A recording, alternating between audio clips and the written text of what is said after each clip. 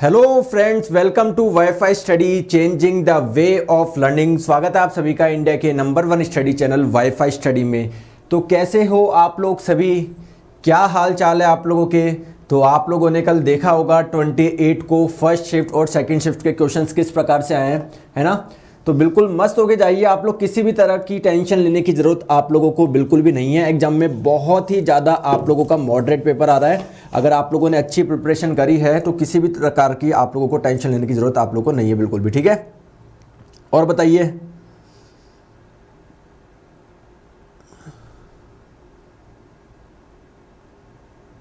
चलिए स्टार्ट करते हैं क्लास।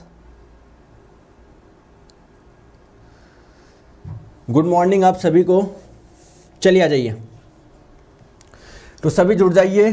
तो आप लोगों को पता है डेली 1 PM पर मैं आप लोगों को साइंस के 1000 मोस्ट एक्सपेक्टेड क्वेश्चंस करवाता हूं। कल ये क्लास नहीं हुई थी, इसका कारण आप लोग जब सभी जानते हैं, क्योंकि कल एनालिसिस करवाना था, ठीक है। कल आप लोग के एग्जाम थे ना, तो इसी में आप लोगों के पूरे बिजी थे। तो आज आप लोगों की क्लास ये हो जाएगी। और ये क्लास कहाँ पर मिलेगी? अनअकैडमी लर्निंग ऐप डाउनलोड करें, वहाँ पर मेरा नाम सर्च करें, नीरज जांगेड़, मुझे फॉलो कर ले। स्पेशल क्लासेज में आप लोगों को मिल जाएगी। और एसएससी एग्जाम सेलेक्ट कर लेना, गोल स्पेशल क्लास में आप लोगों को ये मिल जाएगी।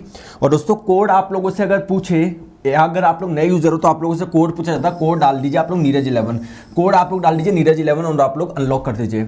और जितने भी स्टूडेंट सीजीएल सीएचएसएल की तैयारी कर रहे हैं, 29 से ये बैच स्टार्ट हो रहा है। आज से ये बैच स्टार्ट हो रहा है, ज्वाइन कर लीजिए। सीजीएल और सीएचएसएल के बैच है, कंप्लीट बैच है, क्योंकि 31 तारीख से प्राइस हाइक हो रहा है। तो आज ही आप लोग सब्सक्रिप्शन ले लीजिए। देखिए 2 साल का एसएससी का सब्सक्रिप्शन कितने का है? 7200 का है। इधर कोड का ऑप्शन आएगा, नीरज 11 डाल देंगे आप लोग, नीरज 11 प्रोसीड टू पे करेंगे तो ये आपका 6480 पड़ जाएगा। मैक्सिमम पॉसिबल डिस्काउंट मिल जाएगा आप लोगों को, ठीक है। चलिए हाँ, और आप लोगों के जिनके भी पेपर है, हो सकता है कि नहीं कि आज सेकंड शिफ्ट में हो, फर्स्ट शिफ्ट में हो या कल हो, अपना क्वेश्चंस व्हाट्सएप करना ना भूले इस नंबर पे 9835393042। चलिए अब स्टार्ट करते हैं, आप लोगों की कुछ बातें सुनते हैं।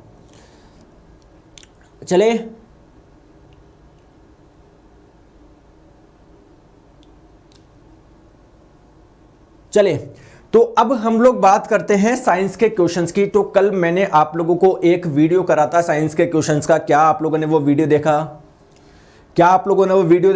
जल्दी से मुझे बताइए किस प्रकार से क्वेश्चन आया। यूरिया का फॉर्मूला क्या हम लोगों ने नहीं पढ़ा? NH2 CO NH2, मतलब क्वेश्चन एक भी ऐसा नहीं था कि आप लोग बोले कि सर ये तो है ना क्या आ गया। मतलब साउंड से भी इतने सिंपल क्वेश्चन फिजिक्स के, मतलब आप लोगों को परेशान होने की जरूरत ही नहीं है।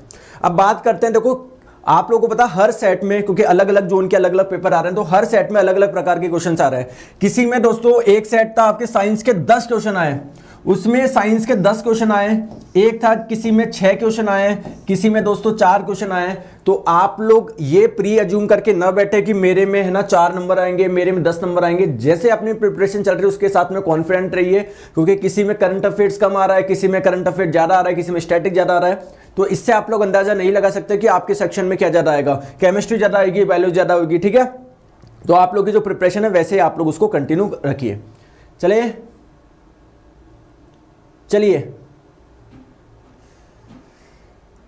चलते हैं। आज के पहले क्वेश्चन आप लोगों की स्क्रीन पे आंसर आप लोग बताएंगे। क्वेश्चन आपकी स्क्रीन पे है, तो बिना टाइम वेस्ट करे हुए आंसर आप लोग बताएंगे। क्वेश्चन आप लोगों की स्क्रीन पे बताइए।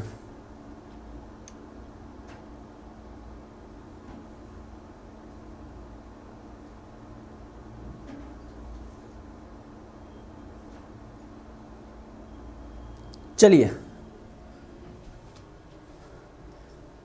स्टार्ट करते हैं। पहला क्वेश्चन, गोली दर्पण के परावर्ती पृष्ठ के मध्य एक बिंदु होता है जिसे डैश कहते हैं।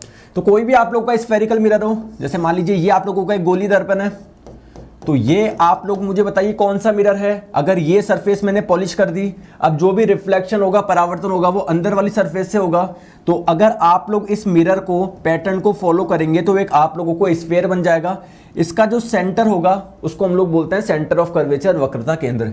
तो अब रिफ्लेक्टिंग सरफेस यदि परावर्तक पृष्ठ केंद्र की तरफ होता है तो इसको हम लोग बोलते हैं कॉनकेव मिरर, अवतल दर्पण। और कोई सा भी मिरर हो, इसके मिड पॉइंट को आप लोग बोलते हैं पोल ध्रुव, यानी option number C. Next question आप लोगों की स्क्रीन पे आंसर बताएंगे। उत्तल लेंस में प्रवेश करने वाली प्रकाश की समानांतर किरणें हमेशा डैश की ओर केंद्रित होती है। बताइए बताइए। तो जैसे मान लीजिए कोई उत्तल लेंस है, कॉन्वेक्स लेंस है, ठीक है, ये कॉन्वेक्स लेंस हम लोगों ने बना लिया। आप लोगों को पता है ये इसका प्रिंसिपल एक्सिस हो गया, मुख्य अक्ष हो गया। अब बोला जा रहा है उत्तल लेंस में प्रवेश करने वाली प्रकाश के समानांतर किरणें, मतलब जो भी आप लोगों की पैरेलल रेज आ रही है, समांतर किरणें आ रही है, जैसे मान लो ये आपकी पैरेलल आ रही है ना, ये आपकी पैरेलल आ रही है। समझ गए बात को? थोड़ी कम कर देते हैं समझाने के लिए। तो ये आप लोगों की पैरेलल लाइट रे आ रही है, क्या आ रही है? पैरेलल लाइट रे आ रही है, समांतर किरणें आ रही है। अब ये आप लोगों की कहां से होके गुजरेगी, आप लोगों को ये बताना है। पहली बात तो आप लोग जानते हैं कॉन्वेक्स लेंस कौन सी नेचर का होता है? कन्वर्जिंग नेचर का होता है। तो कन्वर्ट्स करके, ये पहली बात तो कन्वर्ट्स करेगा। और जब भी लाइट रे दोस्तों प्रिंसिपल एक्सिस, मुख्य अक्ष के समानांतर आती है, तो ये कहां से होके गुजरता है? फोकस से होके। तो राइट आंसर आपको हो जाएगा ऑप्शन नंबर बी।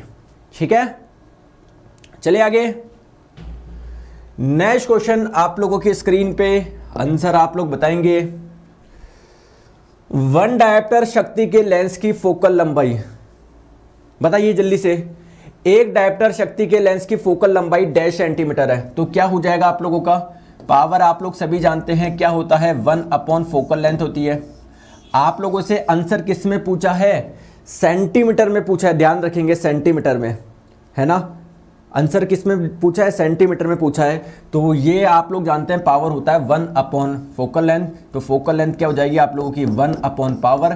पावर कितनी दी हुई है? 1 दी हुई है। ये डायोप्टर दी हुई है, और डायोप्टर क्या होती है? एसआई यूनिट होती है। यानी जो आप लोगों का आंसर आएगा वो एसआई पद्धति में आएगा। तो आपकी लेंथ की एसआई यूनिट क्या होती है? मीटर होती है। तो ये आपका मीटर आया 1 मीटर, लेकिन आप लोगों से सेंटीमीटर में पूछा है, तो 1 मीटर बराबर क्या होता है? 100 सेंटीमीटर होता है। राइट आंसर ऑप्शन नंबर ए। चलिए आगे हम लोग चलते हैं नेक्स्ट क्वेश्चन पे। नेक्स्ट क्वेश्चन दोस्तों कुछ इसी प्रकार का क्वेश्चन आप लोगों के मिनिस्ट्रियल एंड आइसोलेटेड कैटेगरी में आया था, आप लोगों को पता हो। उसमें क्वेश्चन ऐसा था कि कोई व्यक्ति ऐसे चलता है 10 मीटर, फिर वापस घूम के 5 मीटर आ जाता है, तो दूरी और विस्थापन क्या होगा? तो उसी पे बेस्ड ये आप लोगों का क्वेश्चन है, आंसर बताएंगे। अरे 1/100 क्या होगा? कैसी बात कर रहे हो आप लोग क्या बोला जा रहा है? 1 डायोप्टर पावर दी हुई है, फोकल लेंथ क्या होती है? 1 पावर। पावर आप लोगों को 1 दी हुई है, तो 1/1, आंसर कितना आएगा? 1। लेकिन ये सेंटीमीटर में आएगा, मीटर में? मीटर में आएगा। आप लोगों से किस में पूछा गया है? सेंटीमीटर में। तो 100 से मल्टीप्लाई करेंगे, आपका 100 सेंटीमीटर आंसर हो जाएगा। ठीक है, चलिए इस क्वेश्चन को करते हैं। एक पिंड वृत्तीय पथ पर गति करता है। इंग्लिश में तो बहुत बड़ा लिखा हुआ है, body move along circular type radius it start from, ठीक है, मूव अलोंग। चलो हाँ वही बात है। देखो ये आप लोगों का मान लीजिए कोई पार्क है, और ये जो पार्क है इस पे मान लीजिए कोई ट्रैक बना हुआ है, ऐसे ट्रैक बना हुआ है, समझ रहे हो। तो ये कोई क्या है? गाड़ी है। अब ये ऐसे चक्कर लगा रही है, ठीक है। अब आपको बोला जा रहा है एक पिंड वृत्तीय पथ पर गति करता है 1.5 चक्कर के बाद में, 1.5 चक्कर के बाद में दूरी और विस्थापन का अनुपात क्या होगा? तो 1.5 चक्कर, ये हो गया आप लोगों का पहला चक्कर, और ये इसने आधा चक्कर और कर लिया, तो 1.5 चक्कर के बाद में दोस्तों यहां से यहां पर आ जाएगा क्या? यानी ये इसकी इनिशियल पोजीशन थी, प्रारंभिक स्थिति थी, और ये इसकी फाइनल पोजीशन है, अंतिम स्थिति है। तो दूरी क्या होता है? कुल तय किए गए पाथ की लंबाई। तो कुल उसने कितना ट्रेवल करा? पहले करा 2πr, समझ रहे हो। फिर और चला, तो पूरा 2πr चला के नहीं, 2πr का आधा ही चला, यानी πr ही चला। तो ये तो आप लोगों की डिस्टेंस आ जाएगी 3πr। और डिस्प्लेसमेंट क्या होता है? विस्थापन, जहां से स्टार्ट किया जहां पर आके रुका, उन दोनों के बीच की न्यूनतम दूरी क्या है? तो इन दोनों के बीच की शॉर्टेस्ट डिस्टेंस कब होगी? जब ये बिल्कुल सीधा आ जाता। तो ये हो जाएगा, और ये r + r, ये 2r के बराबर हो जाएगा, यानी विस्थापन जो हो जाएगा वो 2r के बराबर हो जाएगा। विस्थापन, डिस्प्लेसमेंट आप लोगों का 2r के बराबर हो जाएगा। तो बताइए 3πr अपॉन 2r, तो r से r कैंसिल हो गया, 3π/2 आप लोगों का राइट आंसर आ गया, ऑप्शन नंबर डी। समझ गए? चले आगे हम लोग चलते हैं नेक्स्ट क्वेश्चन पे। तो राइट आंसर आपका हो जाएगा ऑप्शन नंबर डी। चले दोस्तों नेक्स्ट क्वेश्चन पे।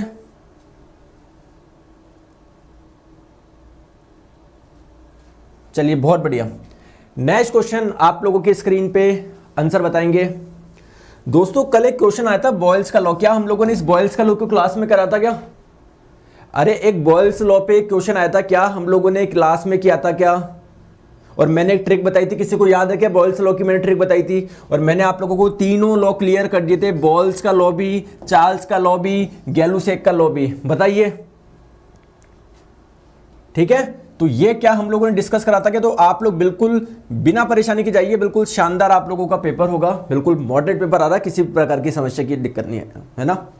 चलो आ जाओ। न्यूट्रॉन की खोज किसने करी? तो आप लोगों को जानते हैं एक चीज, ईट पग नाचे, इसका मतलब क्या है? इलेक्ट्रॉन की डिस्कवरी करी थॉमसन ने, प्रोटॉन की करी गोल्डस्टीन ने, न्यूट्रॉन की करी चैडविक ने। तो राइट आंसर आपका हो जाएगा Chadwick, option number 8 James Chadwick. ठीक है, चलिए नेक्स्ट क्वेश्चन पे हम लोग चलते हैं आप लोगों की स्क्रीन पे। प्रकाश एक पारदर्शी परत से आंख में प्रवेश करता है, इसको लिख लो आंख में, वह है लाइट जो आपकी आई में एंटर कर रही है वो कहां से कर रही है? तो देखिए सबसे पहले देखिए, ये आप लोगों की ह्यूमन आई है, समझ रहे हो बात को? तो यहां पर आप लोगों का होता है आइरिस, इससे पहले आप लोगों का कहां से एंटर करेगी? कॉर्निया से करेगा, इसको हम लोग बोलते हैं कॉर्निया, जो कि आप लोगों का ट्रांसपेरेंट होता है। तो कॉर्निया से आप लोगों के अंदर एंटर करती है। तो राइट आंसर आपका हो जाएगा ऑप्शन नंबर 1, जो ट्रांसपेरेंट मीडियम है, ऑप्शन नंबर 1 कॉर्निया। ठीक है,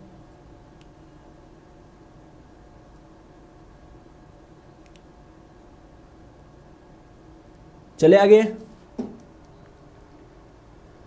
नेक्स्ट क्वेश्चन आप लोगों की स्क्रीन पे, और देखिए मैं आप लोगों को एक छोटी सी चीज बताना चाहता हूं।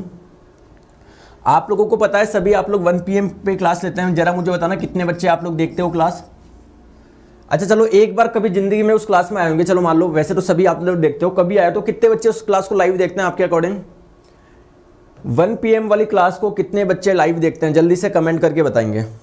1 PM वाली क्लास को कितने बच्चे लाइव देखते हैं? तो उसमें बच्चे रहते हैं 7-8 हज़ार बच्चे लाइव देखते ही देखते हैं, उसको आप लोग सभी जानते हैं। सर ऐसे क्यों बोल रहे हो आप लोग, ये क्यों पूछ रहे हो? मैं एक चीज़ बता रहा हूँ आप लोगों को, तो 7-8 हज़ार है। मैंने आप लोगों से सभी से एडमिट कार्ड और आप लोगों की एग्जाम डेट और शिफ्ट मांगी थी, तो सभी की एग्जाम डेट और शिफ्ट आ गई। तो 28 के कम से कम दोस्तों 15 से 20 बच्चे थे मेरे पास में, ठीक है? 28 की सेकंड शिफ्ट के थे, 29 के सबके हैं। तो जो उन्होंने क्वेश्चन भेजे एग्जैक्टली वो आप लोग के रियल क्वेश्चन थे, वो मैंने आपको करवा दिए। कुछ क्वेश्चन बच्चे बोल रहे सर है ना उस चैनल पे वो वाला क्वेश्चन भी करवाया था। अरे दोस्तों मैं फेक क्वेश्चन क्यों करवाऊँ आपको? जब जो मेरे को रियल में स्टूडेंट भेजेंगे मैं वो करवाऊंगा, वो आपके जेन्युइन क्वेश्चन है। मैं फेक बना के कुछ भी 40 क्वेश्चन करा दूं, 50 क्वेश्चन करा दूं व्यू लाने के लिए, तो इससे आप लोग बिल्कुल भी वो ना रहे। जो आप लोगों के क्वेश्चंस एग्जैक्टली पूछे गए मैंने आप लोगों को कल वही करवाया, ठीक है? तो आप लोग बिल्कुल ध्यान रखेंगे, बिल्कुल ये ना सोचेंगे कि सर वहां पर तो ना उस चैनल पे तो ना ये क्वेश्चन भी करवाया, सर ये आया था क्या? मैं जो आप लोगों को बोल रहा हूँ, मेरे पास तो एक्चुअल स्टूडेंट्स है, आप लोगों को पता है सबके एडमिट कार्ड वगैरह है हमारे पास में, तो एग्जैक्टली उन स्टूडेंट से पूछा किस प्रकार से क्वेश्चन आया। तो आप लोगों को घबराने की जरूरत नहीं है, समझ गए बात को? तो बिल्कुल आप लोग इन चीजों से बचे, अपनी प्रिपरेशन पे ध्यान दे। बताइए, अब देखो ये क्वेश्चन है ना, ये क्वेश्चन मैंने फ्रैंकली बोल रहा हूं, मैंने 4 बजे वाली क्लास से मैंने कॉपी करा है, 4 PM वाली क्लास से कॉपी करा है, क्योंकि है ना ये वाला क्वेश्चन बिल्कुल स्लाइड ऐसे कैसे कॉपी करी है। अब ये ही क्वेश्चन कल आप लोगों का किस में आया था? NTPC में आया था। सेम क्वेश्चन आपका आया था, बताइए सेम क्वेश्चन आया था, these waves can not be transmitted through vacuum. Question में ये पूछा गया था साउंड किससे ट्रेवल नहीं कर सकती। तो कितनी बार हम लोगों ने डिस्कस करा है, जो वेव्स होती है, तरंगे होती है, 2 प्रकार की होती है, एक होती है मैकेनिकल वेव यांत्रिक तरंगे, एक होती है इलेक्ट्रोमैग्नेटिक वेव। मेरे दोस्तों मैकेनिकल वेव्स वो होती है जिनको आगे चलने के लिए कोई ना कोई मीडियम चाहिए, वैक्यूम से ये ट्रेवल नहीं कर सकती, और साउंड इसी का एग्जाम्पल है। राइट आंसर हो जाएगा ऑप्शन नंबर बी, जो साउंड होती है दोस्तों वैक्यूम में से ट्रेवल नहीं कर सकती, बी इसका राइट आंसर हो जाएगा। चलते हैं आगे नेक्स्ट क्वेश्चन पे।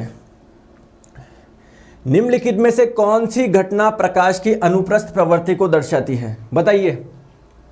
ट्रांसवर्स नेचर ऑफ लाइट कौन बताएगा? ट्रांसवर्स नेचर ऑफ लाइट, देखो आप लोगों को पता है, ये मैंने पहले भी बताया था। क्या बताया था? ये जो वेव्स के 2 टाइप है ना, एक तो होती है मैकेनिकल वेव्स और एक होती है इलेक्ट्रोमैग्नेटिक वेव।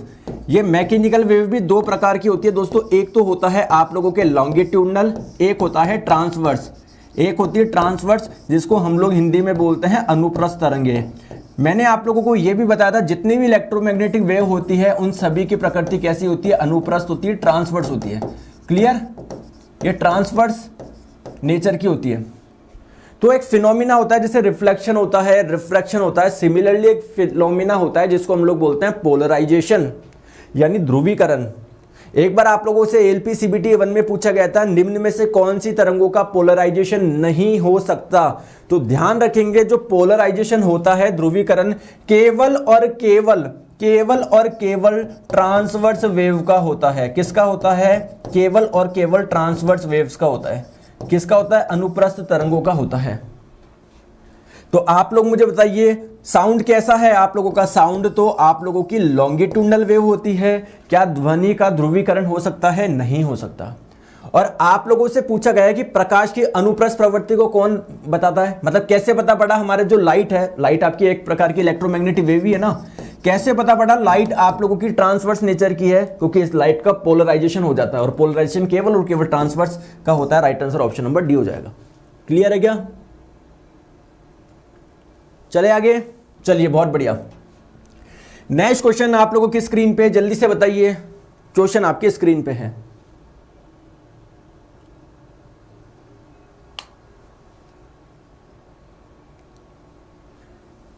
प्रकाश की दिशा में होने वाले परिवर्तन की घटना जब वह एक माध्यम से दूसरे माध्यम में होकर गुजरता है तो क्या कहलाता है? ये क्वेश्चन काफी कंफ्यूजिंग है और इसके आंसर अलग अलग दिए जाते हैं। बताइए, और आज का भी हम लोग एनालिसिस करेंगे, तो बिल्कुल परेशान ना होना। आंसर बताएं, जल्दी से बताएं। प्रकाश की दिशा में होने वाले परिवर्तन की घटना जब वह एक माध्यम से दूसरे माध्यम में होकर गुजरता है तो क्या कहलाती है? देखो, जैसे मान लीजिए ऊपर क्या है आप लोगों की? एयर है, ऊपर क्या है? वायु है, और नीचे मान लीजिए दोस्तों वाटर है। नीचे क्या है? वाटर है। तो जब लाइट रे आप लोगों की एक मीडियम से दूसरे मीडियम में जा रही है, आप लोग मान लीजिए एयर से वाटर में जा रही है, तो जाना ऐसे इसको चाहिए था, लेकिन इसकी बेंडिंग हो जाती है। तो ये ही बोला जा रहा है जब एक माध्यम से दूसरे माध्यम में होकर गुजरता है, इससे इसमें जाता है, तो इसकी दिशा में चेंज हो जाता है। ऑब्वियसली जाना ऐसे चाहिए था, ऐसे हो गया। तो जब भी एक मीडियम से दूसरे मीडियम में जाता है तो उसकी जब दिशा में चेंज हो जाता है, इसको हम लोग बोलते हैं अपवर्तन, रिफ्रैक्शन। ऑप्शन नंबर सी। समझ गए बात को? तो बहुत जने रिफ्लेक्शन बोलते हैं, इसलिए मैं बोल रहा था काफी कंफ्यूजिंग है। बहुत जने रिफ्लेक्शन रहता है कि एक मीडियम से दूसरे मीडियम में गया तो उसकी डायरेक्शन चेंज हो गई, तो ये आपका रिफ्रैक्शन है। एक माध्यम से दूसरे में जा रहे हैं तो जाना से चाहिए था, अब इसकी डायरेक्शन चेंज हो गई ना, तो दैट इज द रिफ्रैक्शन, अपवर्तन। सर 1 PM की क्लास नहीं होगी क्या आज? बिल्कुल होगी, क्यों नहीं होगी? क्लास होगी, कल नहीं हुई थी, कल मैंने आपको पहले इन्फॉर्म कर दिया था, ठीक है। आंसर बताइए, इसके मानव की आंख के रेटिना पर बनाया गया प्रतिबिंब, जो आई पर इमेज, ये रेटिना पर जो इमेज बनेगी कैसे बनेगी? ये ह्यूमन आई, ये आप लोगों को क्या हो जाएगा? इधर हो जाएगा आप लोगों का रेटिना। ये है आप लोगों का कॉन्वेक्स लेंस, उत्तल लेंस। तो जो भी लाइट रे आती है लेंस में, ये क्या करता है? कॉन्वेक्स लेंस इनको कन्वर्ट्स कर देता है, और कन्वर्ट्स करके कहां पर मिलती है? रेटिना पर मिलती है। तो रेटिना पर जो इमेज बन रहा है, क्या ये सही में मिल रही है क्या? बिल्कुल रियल में मिल रही है। तो इमेज आप लोगों का बन रहा है रियल, यानी वास्तविक। और रियल इमेज हमेशा जिंदगी में कैसी होती है? इन्वर्टेड होती है, उल्टी होती है। तो राइट आंसर आपका ऑप्शन नंबर बी हो जाएगा, ठीक है। चले, रियल इमेज हमेशा इन्वर्टेड होती है, ध्यान रखेंगे। तो ये वाला ऑप्शन तो आप लोगों को कभी हो ही नहीं सकता था, रियल हमेशा इन्वर्टेड नहीं। और वर्चुअल इमेज जो आभासी प्रतिबिंब होता है वो हमेशा सीधा होता है, तो ये वाला ऑप्शन भी नहीं हो सकता था। तो 2 ही ऑप्शन बचे, ऐसे ही आप एलिमिनेट कर सकते हैं। नेक्स्ट क्वेश्चन आप लोगों की स्क्रीन पे, जब किसी दर्पण को क्यू कोण से घूर्णित किया जाए, मतलब एक कोई मिरर है आप लोगों का, मान लीजिए ये आप लोगों ने क्यू एंगल से क्या कर दिया? इसको रोटेट कर दिया, तो जो परावर्तित किरण होगी, जो रिफ्लेक्टेड लाइट रे होगी, वो कितने एंगल से आप लोगों की रोटेट करेगी? आप लोगों को ये बताना है। बताइए,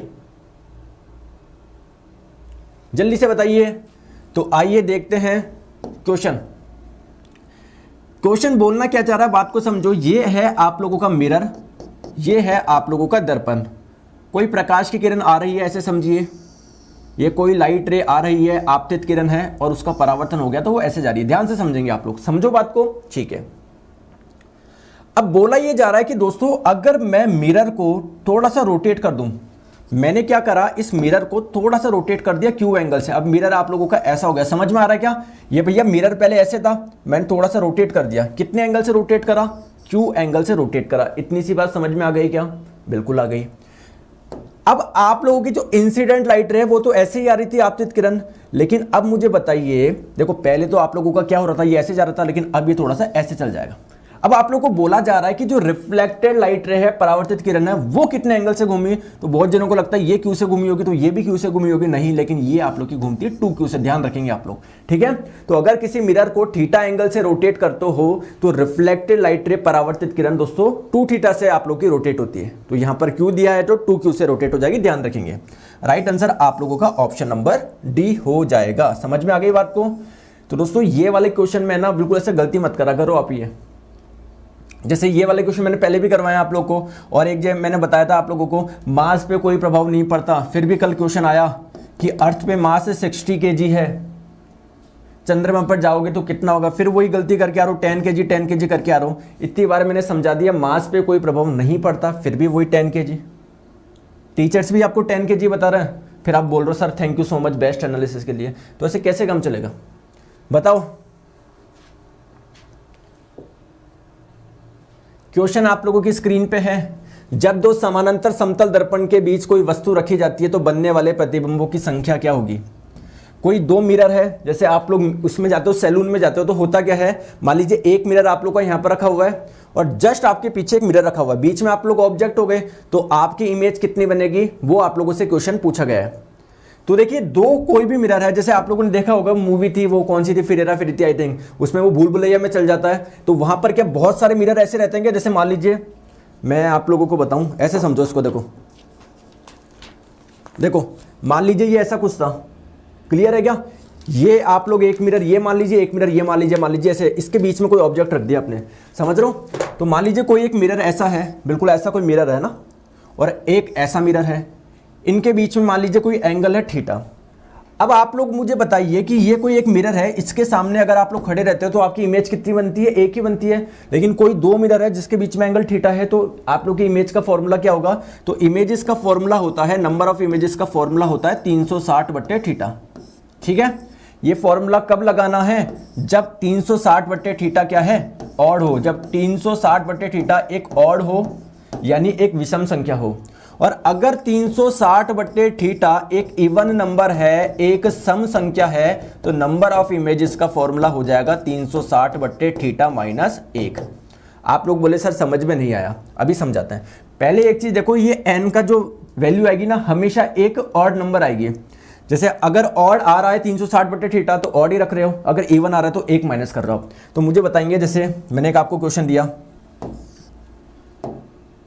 जैसे मैंने आप लोगों को एक क्वेश्चन दिया कि ये दो मिरर है, इनके बीच में एंगल 60 डिग्री है, कोई ऑब्जेक्ट रखा है, इसकी कितनी इमेज बनेगी? जरा फॉर्मूला बताइए, मतलब आंसर बताइए, आंसर बताइए जल्दी से।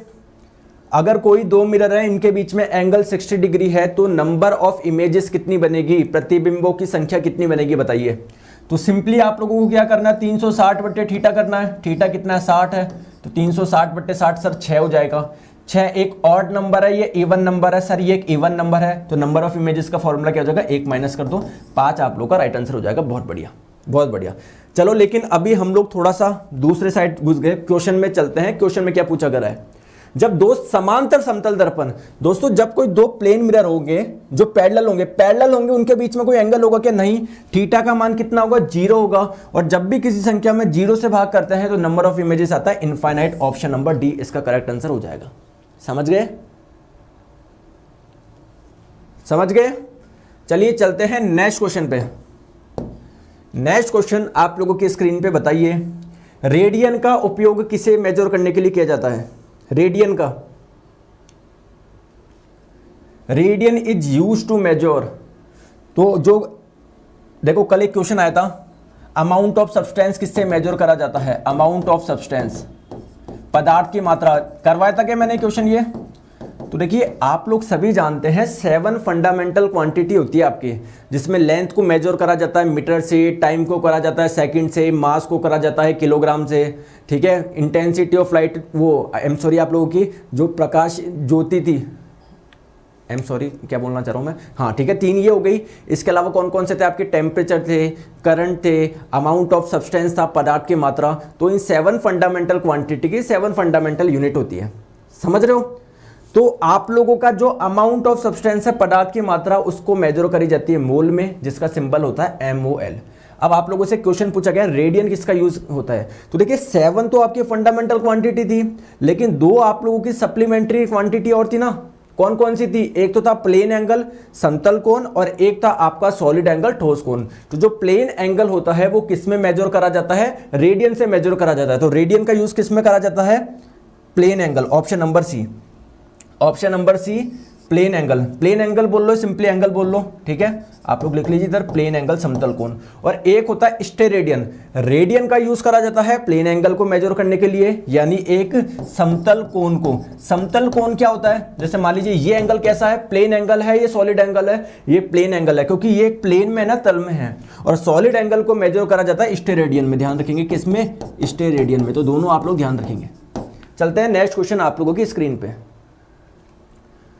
नेक्स्ट क्वेश्चन, किसकी उपस्थिति के कारण दही खट्टा होता है। आप लोग सभी जानते हो किसके दही में कौन सा होता है, कौन सा होता है, लैक्टिक एसिड होता है।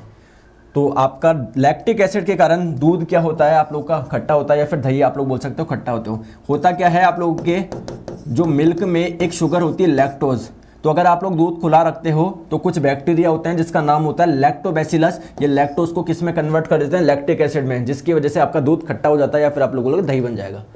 ठीक है, चलिए दोस्तों चलते हैं आगे नेक्स्ट क्वेश्चन पे।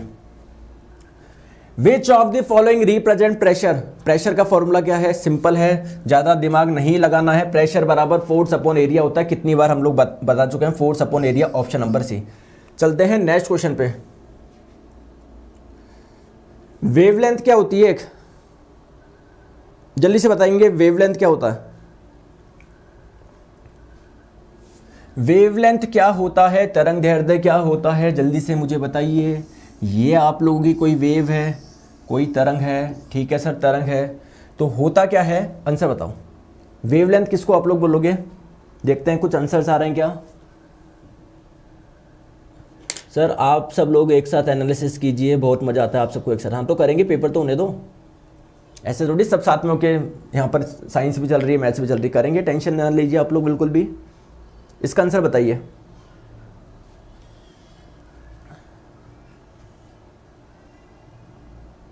फिर हम लोग मेंस की भी करेंगे शानदार वाली, बिल्कुल परेशान मत हो आप।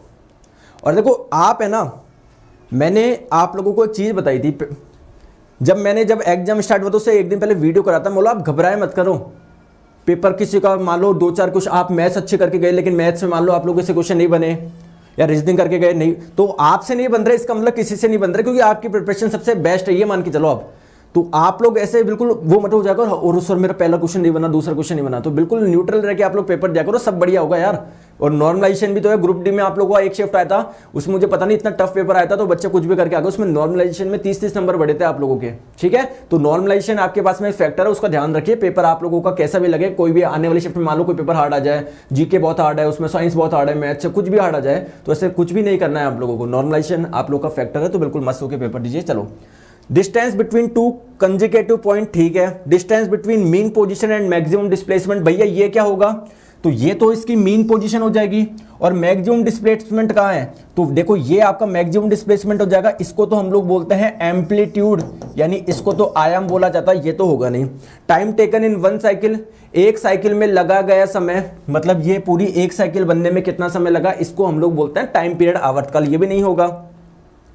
तो ये आपका जो है distance between 2 consecutive point. Consecutive point का मतलब क्या है, जैसे मान लो एक पॉइंट आप लोगों ने ये लिया, तो अगली साइकिल का ये ही पॉइंट आप लोग लोगे, तो ये आपका क्या हो जाएगा, वेवलेंथ कहलाएगा, लैम्डा कहलाएगा। लैम्डा बोलते हैं इसको वेवलेंथ को। वेवलेंथ को जो रिप्रेजेंट करा जाता है लैम्डा से करा जाता है। तो राइट आंसर आपका हो जाएगा ऑप्शन नंबर ए।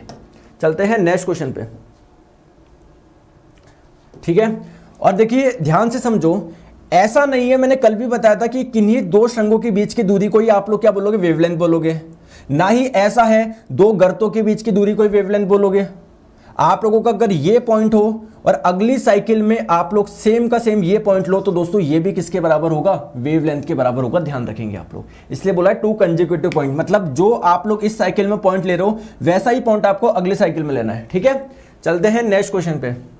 अल्ट्रासोनिक साउंड क्या हो जाएगा, अल्ट्रासोनिक साउंड तो 20 हर्ट्ज से 20,000 हर्ट्ज तक की फ्रीक्वेंसी का साउंड हम लोग सुन सकते हैं। इससे ज्यादा फ्रीक्वेंसी वाला साउंड हम लोग नहीं सुन सकते जिसकी फ्रीक्वेंसी 20,000 हर्ट्ज से ज्यादा होती है। तो ये साउंड आपका कहलाता है अल्ट्रासोनिक साउंड। राइट आंसर आप लोगों का हो जाएगा ऑप्शन नंबर 20 किलो हर्ट्ज से ज्यादा वाला।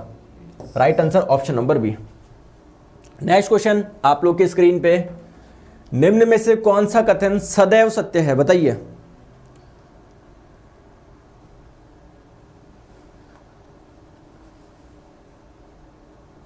जल्दी से बताइए आंसर। निम्न में से कौन सा कथन सदैव सत्य है? सदैव। तो देखिए आप लोगों को मैं 3 एग्जांपल बताता हूं, इसी से आप लोग आंसर दे पाएंगे। जैसे मान लीजिए एक लड़का इधर गया, ये 60 मीटर का रोड था और वापस इधर चल के इधर आ गया, 30 मीटर वापस चल के आ गया। तो इस केस में दूरी बताओ, डिस्टेंस बताइए और विस्थापन बताइए, डिस्प्लेसमेंट बताइए। पहला क्वेश्चन ये, और ऐसा ही क्वेश्चन आप लोग के मिनिस्ट्रियल एंड आइसोलेटेड कैटेगरी में आया था। दूसरा क्वेश्चन मैं आप लोगों से पूछना चाह रहा हूं, एक लड़का गया ऐसे सीधा गया 60 मीटर के रोड पे, यहां से यहां तक, ये 60 मीटर का रोड है। तो मुझे बताइए दूरी और विस्थापन क्या होगा? दूरी और विस्थापन क्या होगा? तो ये पहला वाला केस है, ये सेकंड केस है, ये थर्ड केस की हम लोग बात करते हैं। एक लड़का ऐसे गया 60 मीटर और वापस आ गया, ठीक है। तो इस केस में दूरी और विस्थापन कितना होगा? तो दूरी क्या होता है, कुल कितना चला। तो देखो 60 इधर चला प्लस 30 इधर चला, तो दूरी हो जाएगी 90। विस्थापन कितना हो जाएगा, जहां से स्टार्ट करा जहां पर एंड करा, इन दोनों के बीच की शॉर्टेस्ट डिस्टेंस, ये कितना हो जाएगा 30 हो जाएगा, विस्थापन हो जाएगा 30। चलो इसमें बताओ, यहां से स्टार्ट करा यहां पर आके रुका, तो कुल कितना चला, 60 चला ना, दूरी हो जाएगी 60। विस्थापन कितना हो जाएगा, यहां से स्टार्ट किया यहां पर आके रुका, तो इन दोनों के बीच की न्यूनतम दूरी क्या हो जाएगी, अगर सीधा चलता तो न्यूनतम होता, मतलब वो 60 ही हो जाएगी विस्थापन। और इस केस में दूरी और विस्थापन कितने हो जाएगा, 60 ऐसे चला 60 इधर चला, दूरी हो जाएगी 120, और विस्थापन कितना हो जाएगा, यहां से स्टार्ट करा और वापस आके यहीं पर गया, इन दोनों के बीच की न्यूनतम दूरी 0। तो आप लोग देखेंगे इस वाले केस में दूरी ज्यादा है, इस वाले केस में दूरी ज्यादा है, इस वाले केस में दोस्तों दूरी विस्थापन के बराबर है, लेकिन कभी भी विस्थापन आपका ज्यादा नहीं हुआ। तो आप लोगों की जो दूरी है वो विस्थापन के बराबर हो सकती है, दूरी कभी भी छोटी नहीं हो सकती। तो इसके लिए मैं बेस्ट चीज यूज करूंगा, जो डिस्टेंस होती है, जो डिस्टेंस होती है, दूरी होती है, वो हमेशा ज्यादा होगी या बराबर होगी किसके, विस्थापन के। समझ रहे हो? तो ऐसा कुछ है क्या, डिस्प्लेसमेंट डिस्टेंस से ज्यादा होगा, गलत है। डिस्प्लेसमेंट से ज्यादा डिस्टेंस होगा, आप लोग बोलेंगे है तो सही, देखो लेकिन बोला जा रहा है सदैव हमेशा ये चीज होगी क्या, हमेशा ये चीज नहीं है। देखो इस केस में बराबर भी हो सकते हैं, तो ये भी गलत हो जाएगा। डिस्प्लेसमेंट हमेशा डिस्टेंस के बराबर होगी, गलत होगी।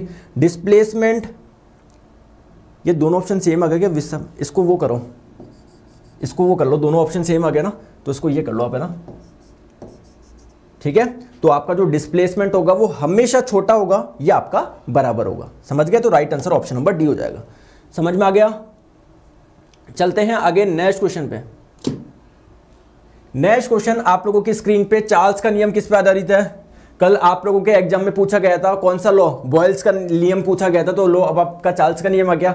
सारे मैं बता चुका हूं, जल्दी से मुझे बता दो। ट्रिक बताई थी हम लोगों ने, बीटी, बहादुर, टीपू सुल्तान। बॉयल्स का लॉ किस पे एप्लीकेबल होता है, कांस्टेंट टेम्परेचर पे होता है। क्या बोलता है बॉयल्स का लॉ की, कांस्टेंट टेम्परेचर पे जो प्रेशर होता है किसी भी गैस का वो वॉल्यूम के इनवर्सली प्रोपोर्शनल होता है। ये बात करी थी आप लोगों को। चार्ल्स लॉ मैंने बताया था, चेतेश्वर पुजारा, चेतेश्वर पुजारा जी क्या बोलता है ये, कि अगर किसी गैस का प्रेशर कांस्टेंट रहता है, अगर किसी गैस का प्रेशर कांस्टेंट रहता है, तो जो प्रेशर अगर किसी गैस का प्रेशर कांस्टेंट रहता है तो उस गैस का जो वॉल्यूम होगा वो टेम्परेचर के प्रोपोर्शनल होता है। यानी अगर गैस का टेम्परेचर बढ़ाओगे तो उसका वॉल्यूम बढ़ेगा।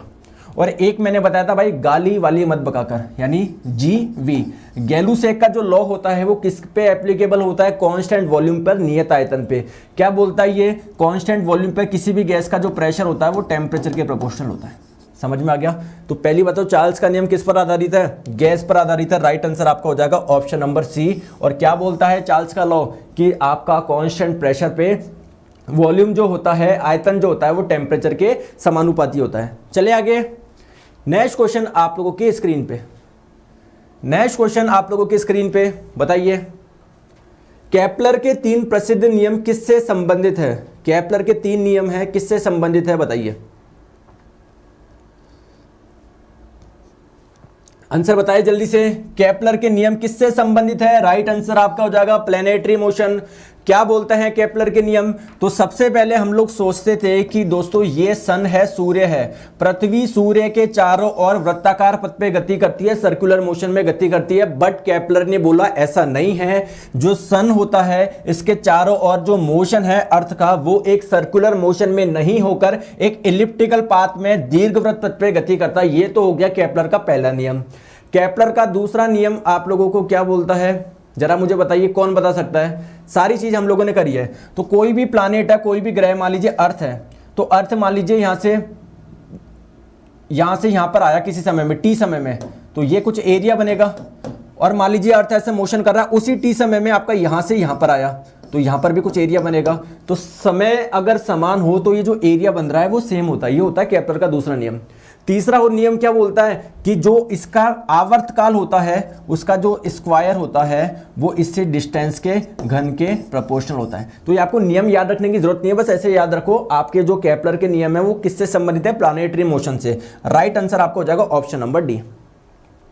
नेक्स्ट क्वेश्चन, निम्नलिखित में से कौन एक सदिश राशि नहीं है? कितने बार ये क्वेश्चन हम लोग कर चुके हैं, कल भी क्वेश्चन आया है एनटीपीसी में, कल भी क्वेश्चन आया आप लोगों के एनटीपीसी में, कौन सी सदिश राशि नहीं है? मैं एग्जैक्टली आपको ऑप्शन बता देता हूँ, ऑप्शन कौन से थे, है ना।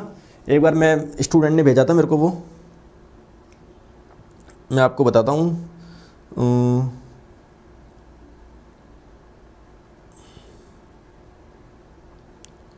दोस्तों मुझे एक चीज बताइए, मैं आपको रियल क्वेश्चन बता दूं कि कल 28 दिसंबर शिफ्ट 1 के, जरा मुझे बताइए क्वेश्चन बता दूं।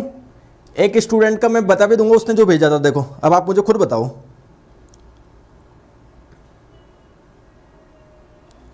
पहला क्वेश्चन है, साउंड वेव किससे नहीं गुजर सकती? आरआरबी रांची 28 दिसंबर फर्स्ट शिफ्ट। आप आंसर बताते जाओगे, आपको प्रूफ के लिए मैं बता दूं। ये देखो, कहां आप सोचो कि सर नहीं मजे में ले रहे हो, ये देखो 28 दिसंबर शिफ्ट 1 का ये बच्चा है, देख पा रहे हो आप?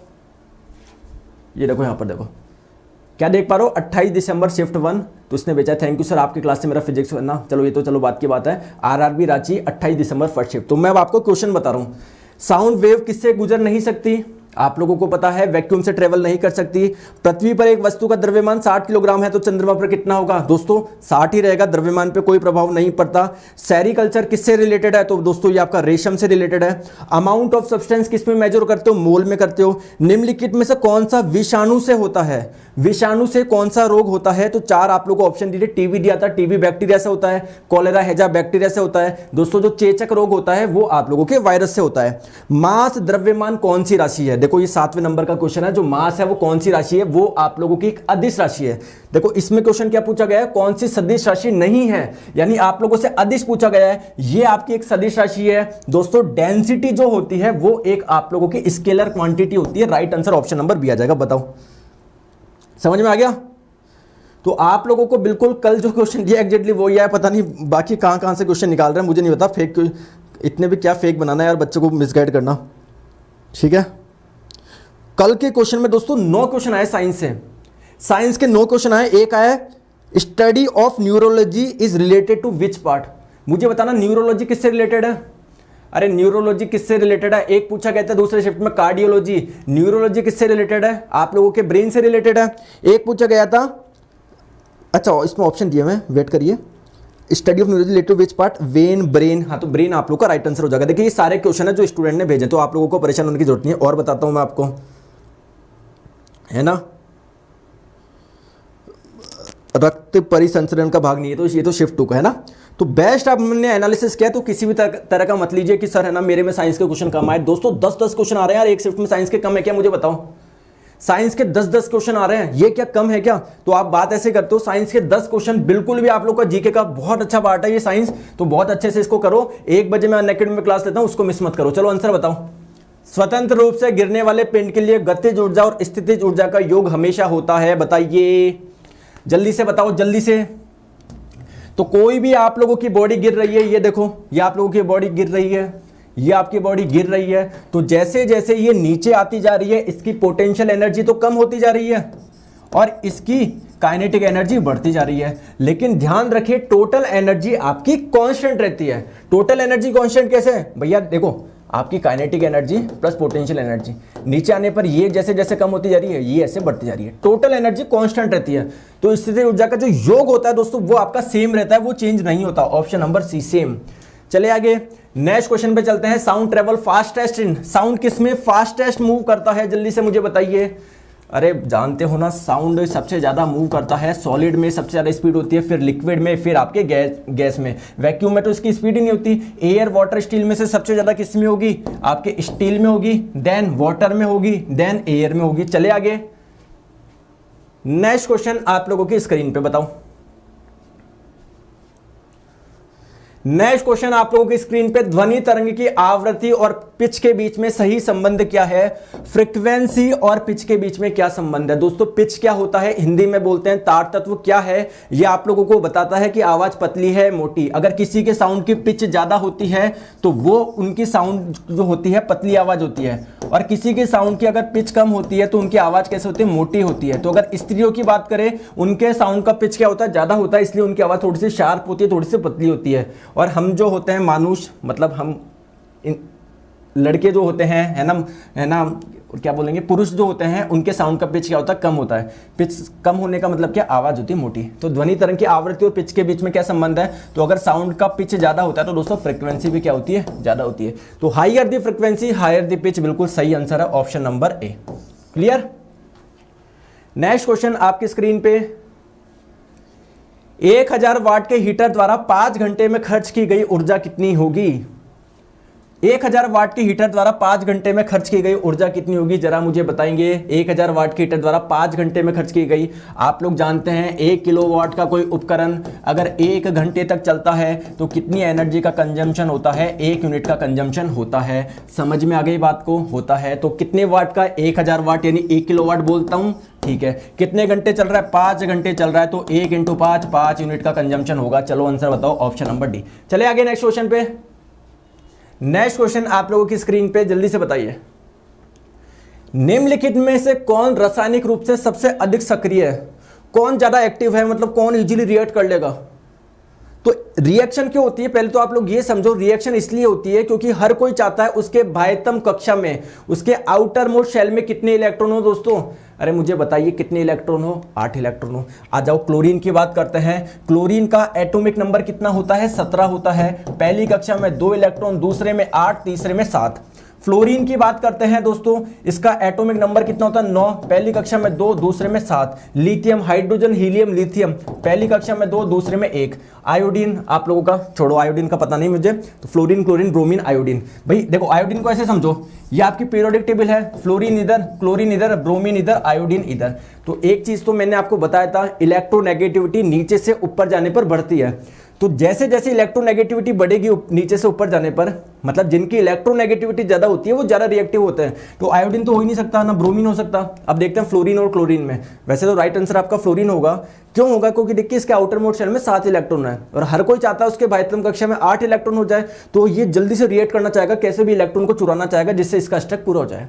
अब आप बोलोगे सर क्लोरीन के साथ में भी तो ये कंडीशन है, फिर क्लोरीन से ज्यादा इलेक्ट्रोनेगेटिविटी फ्लोरीन की क्यों है, कौन इसका कारण बताएगा। इसको भी 1 इलेक्ट्रॉन चाहिए, ये भी इसकी कोशिश में लगा होगा, ये भी 1 इलेक्ट्रॉन की कोशिश में लगा होगा, फिर भी क्लोरीन से ज्यादा इलेक्ट्रॉन फ्लोरीन की कौन है, कौन आंसर बताएगा। तो आइए इसका सीधा सा आंसर क्या है, ये आपके फ्लोरीन का क्या हो गया, न्यूक्लियस हो गया। फ्लोरीन में कक्षा कितनी है, 2 कक्षा है, जबकि क्लोरीन में कितनी कक्षा है, क्लोरीन में 3 कक्षा है। तो आप लोग मुझे बताइए, अगर 1 इलेक्ट्रॉन इधर आया, 1 इलेक्ट्रॉन इधर आया, कौन जल्दी से अट्रैक्ट कर लेगा। अरे कौन जल्दी से अट्रैक्ट कर लेगा, तो आपको पता है बीच में न्यूक्लियस में, नाभिक में होते हैं प्रोटॉन, प्रोटॉन पे होता है पॉजिटिव चार्ज, तो प्रोटॉन इसको अट्रैक्ट करेगा। अब मुझे बताइए प्रोटॉन और इलेक्ट्रॉन की बीच की दूरी क्या होनी चाहिए, कम होनी चाहिए ना, जिससे जल्दी से अट्रैक्ट कर ले। तो यहां पर दूरी क्या है, कम है, जबकि यहां पर दूरी क्या हो गई, बढ़ गई। तो फ्लोरीन आपका क्या होगा, इसकी इलेक्ट्रोनेगेटिविटी भी ज्यादा है, ये ज्यादा रिएक्टिव भी होगा। राइट आंसर आपका हो जाएगा ऑप्शन नंबर बी, फ्लोरीन। चले आगे। तो देख सकते हो आप लोग, मैंने इलेक्ट्रोनेगेटिविटी का ट्रेंड बनाया है कि किस प्रकार से इलेक्ट्रोनेगेटिविटी बढ़ती है। तो ये मैंने आप लोगों को ऐसे कराया, इसका मतलब नीचे से ऊपर जाने पर बढ़ता है और आपके लेफ्ट से राइट जाने पर बढ़ती है। अब आप लोग बोलोगे सर लेफ्ट से राइट पे जाने पे बढ़ रही है तो इससे ज़्यादा इसकी होनी चाहिए ना। अरे नियॉन आपकी इनर्ट गैस है, इनका तो वैसे ही आपका स्ट्रक पूरा है, ये कैसे आप लोग के इलेक्ट्रॉन को अट्रैक्ट कर लेंगे। चलते हैं नेक्स्ट क्वेश्चन पे। निम्नलिखित में से विकृति की इकाई क्या है, स्ट्रेन की यूनिट क्या है? स्ट्रेन क्या होता है? कोई आप लोगों की बॉडी है, अगर आप लोग इधर फोर्स लगाओगे तो इसकी लंबाई में कुछ परिवर्तन आएगा। स्ट्रेन क्या होता है? विकृति क्या होता है? Change in length upon original length. लंबाई में कितना परिवर्तन हुआ बटे ओरिजिनल लंबाई। लंबाई में जो परिवर्तन होगा किस में मापोगे? मीटर में। ओरिजिनल लेंथ को किस में मापोगे? मीटर में। मीटर बटे मीटर कटा, आंसर हो जाएगा none of the above. Right answer option number D. समझ में आ गया क्या? बैक वाले क्वेश्चन में बी होगा तो बी तो बोल रहा हूं ना, सबसे अधिक सक्रिय फ्लोरीन। चले आगे, चलते हैं आगे नेक्स्ट क्वेश्चन पे। इनमें से कौन सा जोड़ा आइसो इलेक्ट्रॉनिक है? बताइए कौन सा जोड़ा आइसो इलेक्ट्रॉनिक है? क्वेश्चन आपकी स्क्रीन पे है, बताइए आइसो इलेक्ट्रॉनिक कौन सा है? आइसो इलेक्ट्रॉनिक का मतलब क्या है? जिसमें इलेक्ट्रॉन की संख्या समान हो। चार आप लोगों को क्या दिए हुए? ऑप्शंस दिए हुए, बताइए। तो सबसे पहले आप लोगों को सबके एटॉमिक नंबर पता होना चाहिए दोस्तों। एल्यूमिनियम का एटॉमिक नंबर होता है 13। मैं इधर साइड में लिख देता हूं जिससे आप लोग की थोड़ी सी हेल्प हो जाए। तो आप लोग की एल्यूमिनियम की कितनी होती है? 13 होती है। इसकी हाइड्रोजन, इसकी बोरोन की कितनी होती है? Hydrogen, helium, lithium, beryllium, boron, इसकी 5 होती है। ठीक है। मैग्नीशियम की होती है आप लोग की 12, कॉपर की होती है आप लोग की 29, ठीक है, और आपके सोडियम की होती है 11, फ्लोरीन की होती है 9। ठीक है, अब आ जाओ। तो किसमें इलेक्ट्रॉन की संख्या समान है? पहले तो आप लोग ऐसे क्वेश्चन पे जाइए, ऐसे पेयर पे जाइए जिनका एटॉमिक नंबर पास पास में है। एल्यूमिनियम बोरोन, अरे कोई रिलेशन ही नहीं है, बहुत दूर दूर है। मैग्नीशियम कॉपर बहुत दूर दूर है। सोडियम एल्यूमिनियम, हाँ यार ये पास पास में है। इसका 11 है, इसका 13 है, इसका 11 है, इसका 9 है। अब हम लोग समझते, देखो बात को समझो। जब भी आप लोगों का एटॉमिक नंबर दिया हुआ है, जैसे मान लीजिए सोडियम का एटॉमिक नंबर दिया हुआ है 11, इसका मतलब क्या होता है? इसमें प्रोटॉन की संख्या है 11, इलेक्ट्रॉन की संख्या है 11। अगर दोस्तों इससे एक इलेक्ट्रॉन चला जाएगा तो क्या चार्ज आएगा? पॉजिटिव चार्ज आएगा। यानी अगर इससे एक इलेक्ट्रॉन चला जाए, देखो अभी नेट चार्ज मुझे बताओ, अभी नेट चार्ज कितना है? तो प्रोटॉन कितने हैं सर? 11 है। इलेक्ट्रॉन कितने? 11 है। प्रोटॉन पे होता है पॉजिटिव चार्ज, इलेक्ट्रॉन पे होता है नेगेटिव चार्ज।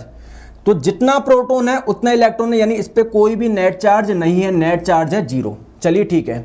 अगर ये एक इलेक्ट्रॉन को ट्रांसफर कर देता है तो क्या होगा? प्रोटॉन 11 होंगे, इलेक्ट्रॉन आप लोगों के 10 होंगे। तो मुझे बताओ चार्ज कौन सा आएगा? नेगेटिव चार्ज वाली चीज कम हो गई, पॉजिटिव चार्ज वाली चीज ज्यादा आ गई, तो इस पे क्या आ जाता है? पॉजिटिव चार्ज आ जाता है। यानी Na+ का मतलब क्या है? Na का तो मतलब था इलेक्ट्रॉन 11 थे, लेकिन एक इलेक्ट्रॉन त्याग कर दिया तो पॉजिटिव चार्ज आ जाएंगे। यानी Na+ में कितने इलेक्ट्रॉन हो जाएंगे दोस्तों? 10 इलेक्ट्रॉन हो जाएंगे।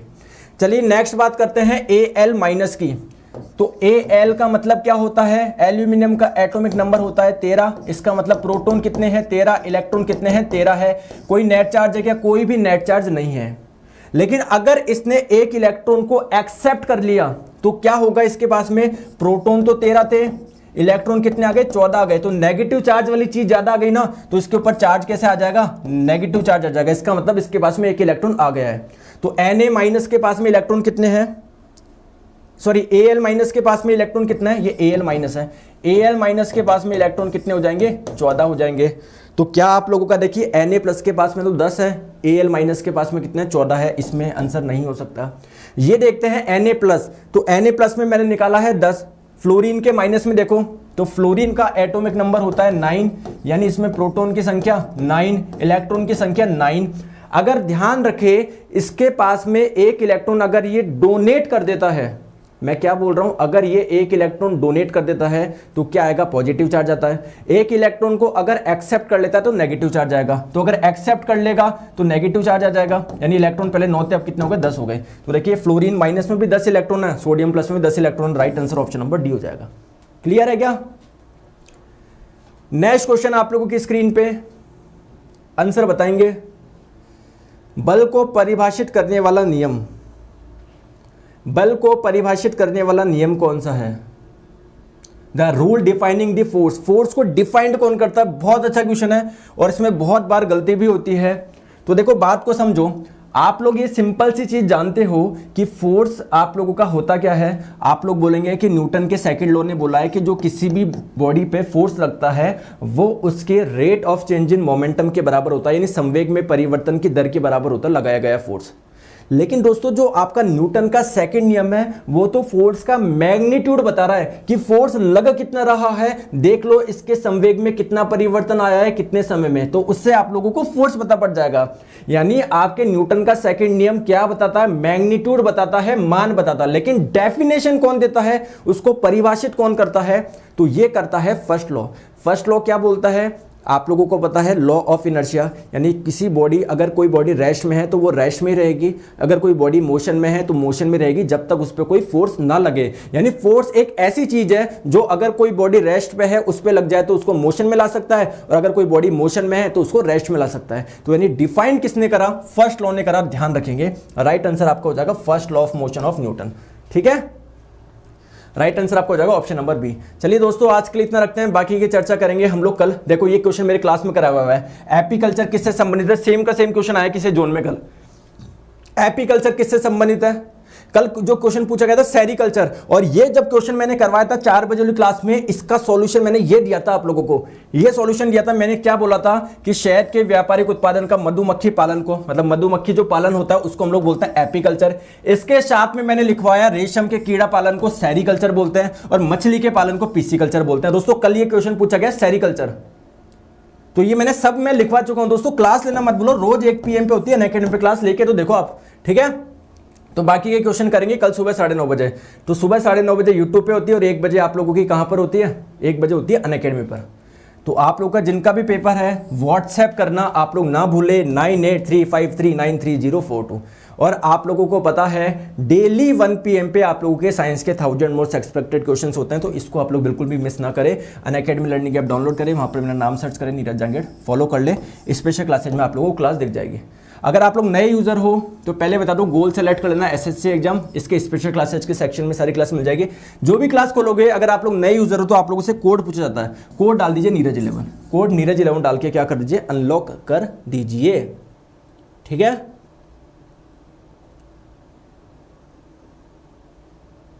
ओके दोस्तों। और आपको बता दूं आज से ही आप लोग के बैच स्टार्ट हो चुके हैं CGL के, CHSL के, तो ज्वाइन कर लीजिए दोस्तों, सभी बैच आप लोगों को मिल जाएंगे।